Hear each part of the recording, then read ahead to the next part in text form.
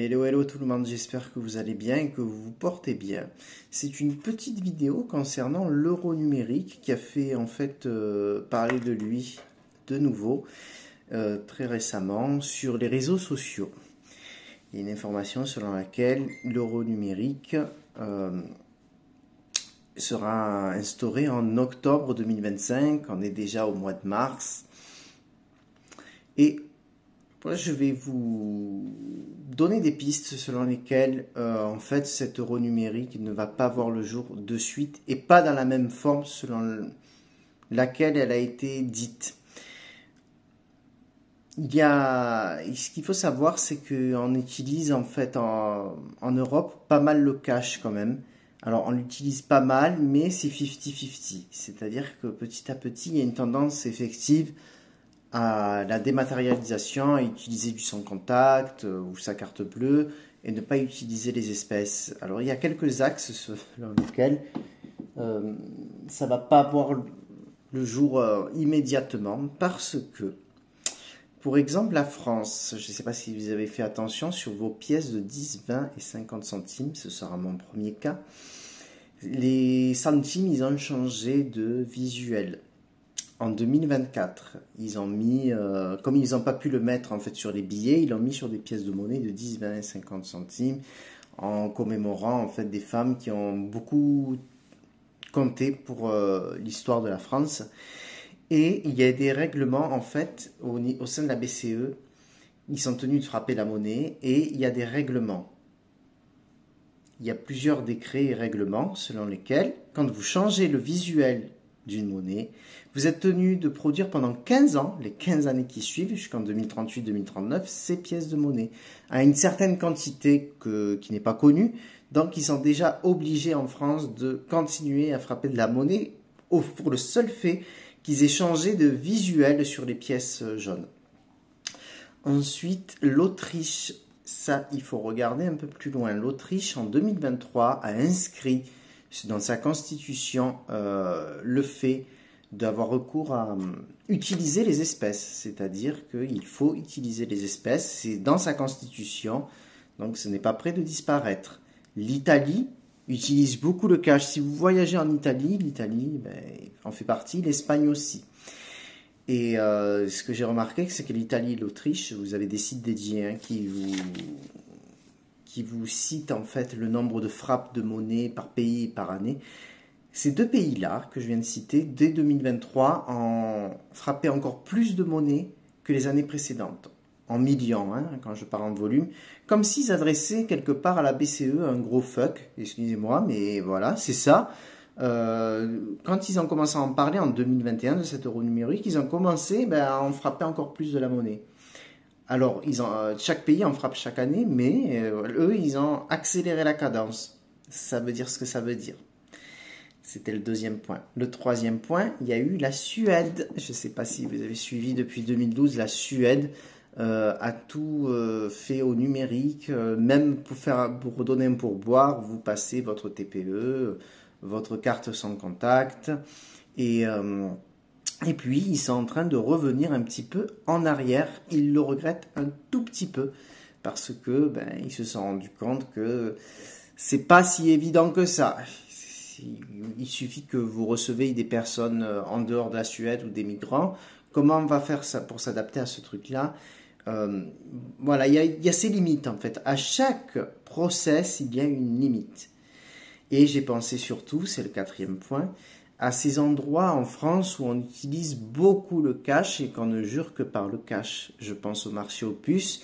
Si je m'en réfère à la zone géographique, par exemple Noailles, le marché de Noailles, qui est très connu à Marseille pour ses produits orientaux, pour ses épices, j'ai énormément, je vous assure, du mal à croire que ce marché subitement bascule dans le tout numérique à l'euro numérique. J'ai énormément du mal à me projeter avec ça.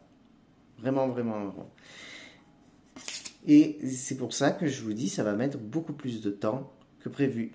Lorsque vous recevez une information, ce que je veux dire dans cette vidéo, il faut tout regarder dans son ensemble. Si vous me dites IJKL, moi je veux savoir la suite et ce qu'il y avait avant. Il faut tout élargir le champ des possibles. Parce que si l'Autriche a inscrit dans sa constitution le fait d'avoir recours aux espèces, c'est qu'ils ne peuvent pas instaurer l'euro numérique comme ils le voudraient, puisque ça voudrait dire qu'il y a certains pays qui vont utiliser du numérique et d'autres du cash. Ça crée un déséquilibre. On n'est pas en équité. Le but de l'Union européenne, c'est d'être en équité.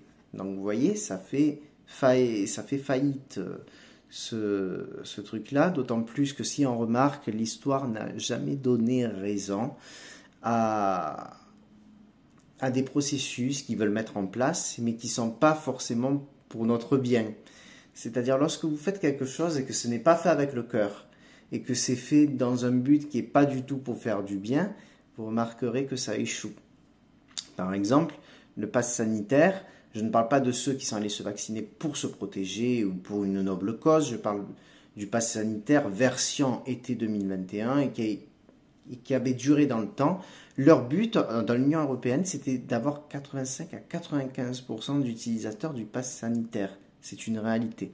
On va revenir sur l'Autriche, qui avait 66% de vaccinés et ils avaient fait miroiter l'obligation de le faire, l'obligation vaccinale. Et si vous ne le faites pas, il fallait faire un courrier circonstancié à ce qui est l'équivalent d'un procureur. Ils sont passés de 66% à 72%. Vous imaginez le niveau de désobéissance. Ça a gagné 6% sur une population vaccinable de 8 millions d'habitants. Ils ont laissé tomber. Ce que je veux dire par là, il suffit tout simplement de ne pas s'en inquiéter. Ils jouent sur vos peurs. Et certaines personnes, vous voyez, qui sont dans le complot, complotiste, puisque c'est relayé par des informations, j'ai pas d'autres termes, puisque moi-même je me considère comme un complotiste modéré, qui relaye cette information en disant ça y est, en octobre 2025, vous aurez votre euro numérique, regardez tout dans son ensemble. Et ce que je veux vous dire par là, c'est que même s'ils le mettent en place en octobre 2025, c'est déjà quasiment cuit dans l'œuf, ils ne pourront pas, parce qu'il y a plusieurs obstacles au niveau déjà infra-européen. Si ça va voir le jour, ça peut voir le jour beaucoup plus tard, mais ça ne peut venir qu'en complément du cash et non pas le remplacer totalement. Je vous ai parlé parce que j'ai fait une feuille de route sur ce que je voulais dire et pour l'illustrer avec des analogies sur quoi on peut se rattraper. Je vais vous expliquer. Moi, je travaille dans un établissement public. On nous a dit en 2022, parce que c'est dans le même esprit, en 2022 que tout devait être numérique, qu'on n'imprime plus de papier, c'est zéro papier et le tout numérique. Et si je vous dis qu'on n'est pas tout à fait dans les cordes depuis 2022, il y arrive même parfois qu'on soit obligé dans certains domaines d'imprimer en entier le dossier. Donc, on n'est toujours pas sur ce numérique-là. Et d'ailleurs, le DDD, comme je dis, le défenseur des droits, s'en est mêlé en disant qu'en fait, lorsque vous recevez du personnel, des usagers, vous êtes obligé de faire une complémentarité.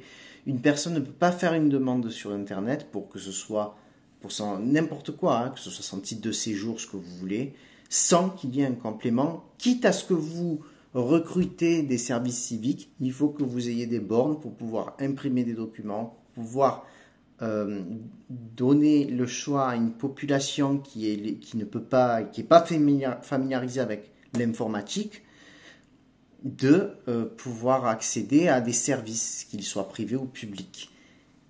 Et c'est pour vous dire qu'en réalité, ils ont un agenda, mais cet agenda, il est freiné. Parce qu'on n'a pas tout le panel pour pouvoir mettre en place ces choses-là. Et la population aussi. Moi, je pense à la personne qui est très âgée. Elle ne peut pas utiliser cet euro numérique. C'est même une aberration, je dirais. Et souvenez-vous, en 2009, il faut toujours faire un retour en arrière du temps de Sarkozy, il y avait le porte-monnaie numérique Monéo.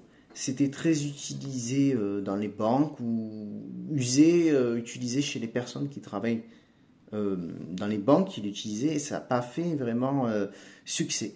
On n'en a plus entendu parler. Parce que on aime bien quand même, vous savez, moi j'ai un sentiment, je suis entre les deux. C'est-à-dire, je suis à la fois moderne, avec mon contact, sans contact, et en même temps, j'aime bien me retrouver avec du cash et aller à Noailles, justement, et j'ai l'impression de me reconnecter à moi, à comment vous dire, à cet aspect primitif qu'il ne faut pas oublier, voilà, l'euro ou l'écu ou le franc, le fait qui, si vous voulez, c'est de donner de l'argent de main en main. C'est ça. Et tandis que quand vous avez plus de numérique, enfin quand il y a c'est l'inverse que je voulais dire, c'est quand il y a du numérique, c'est de la déshumanisation. L'humain, c'est celui qui va donner la main à l'autre. Ça vient de là. Et là, vous déshumanisez. Même s'ils veulent déshumaniser, peut-être que nous, on ne le connaîtra pas. Ce sera dans la deuxième partie des années 2000 ou 2100. Et il y a une certaine population qui sera toujours réfractaire à ça, et je l'entends tout à fait. Donc l'euro numérique, c'est pas pour de suite. C'est pour ça que je vous dis, il y a des pistes, ce sont des pistes de réflexion sur lesquelles je voulais partager. Et ce que nos gouvernements oublient, et ça il ne faut pas que vous l'oubliez, c'est que nous sommes des esprits. Nous sommes des âmes des esprits, et on ne parle jamais de corps. Et comme on est gouverné souvent par des personnes matérialistes, ils ne pensent pas comme ça. C'est pour ça qu'il y a des oppositions. On est opposé à telle réforme, à telle entité numérique, parce que nous sommes des âmes, des consciences. Voilà. Donc l'euro numérique, ne vous inquiétez pas, ce ne sera pas pour de suite. Et même s'il le fera, ça ne marchera pas. Je vous fais de gros bisous. À plus. Tchuss.